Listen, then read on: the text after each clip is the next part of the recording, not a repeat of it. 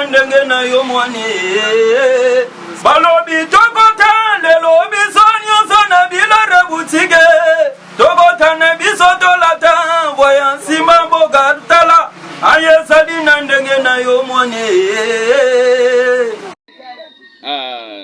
Tu un message na chef de l'État makambo l'équipe ndeko na biso moi si Gisèle Mpela namba acte ya makambo esalemeli yazali responsable mama ya bana koma bakolo mboka oyo te bakwa kotia epanzi na mboka na ye likambo yango to boy toyoka yango tolingi te to boy to senga na mokonzi ya mboka azwa le devant ya problème wa to pesi 48 heures. Le seul message qui te pays na biso azali congolais azali natifité biso grand Équateur toza la décision toza la derrière na ye to la sima na ye tozo soutenir ye na ba élection o ezali ko ya sima soki makambo bebi Équateur ba olinga lisusu to sengi na ye abongisa tolingi kimia ezala na pays kimia ezala pa ndeko na biso mwasi na Gisèle Mpela na bana chaud de l'état bazala kimia. Merci. Eye na kati ya matonge maison de passage na biso ya ngoyo maison de passage na biso eza na ba climatiseur ezali climatisé maison de passage na biso eza na matonge na Irebu A37 maison de passage na biso toza na ba appartement oyo ezali ya 2 chambres salon cuisine. Tous les 2 chambres on est dans la toilette na kati maison de passage na biso tozali na appartement o ezali kaka salon salle de bain chambre na cuisine tozali lisusu na appartement na biso o ezali appartement ya pamba lokola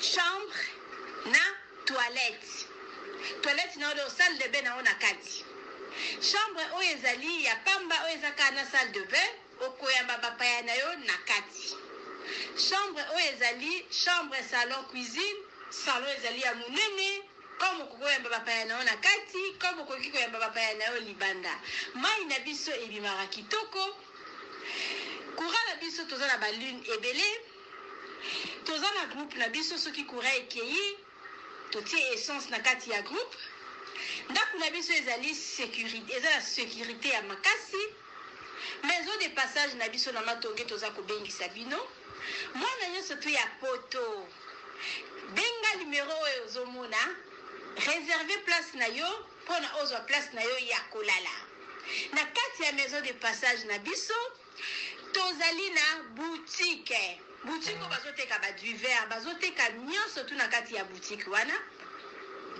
tozali lisusu na nini voiture oyo totie na disposition na bino bato bozoya na katikati ya maison de passage na biso oyo tobengi yango Bidor.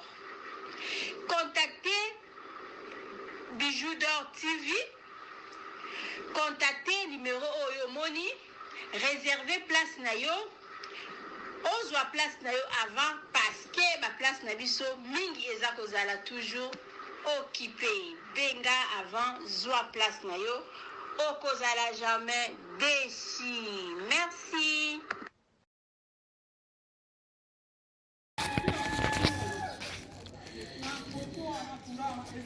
Salut, j'espère que vous allez bien. En fait, c'est plus pour les diasporas. C'est donc qui veulent passer leur séjour ici à Kinshasa. Alors pour tous vos déplacements, il y a une voiture à louer qui est là, marque Hyundai. La voiture elle est confortable, donc climatisée et tout. Donc la voiture répond vraiment aux normes. Alors pour tout contact, veuillez contacter Bidor TV au numéro qui suit, plus 49 17 85 52 23 11. Donc je réponds pour une meilleure compréhension. Plus 49 17 85 52 23 11. Donc la voiture elle est là, marque Hyundai. Donc voilà.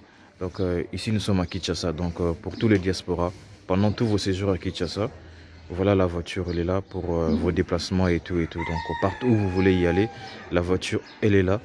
Donc vraiment, veuillez contacter Bidor TV et vous ne serez pas déçus.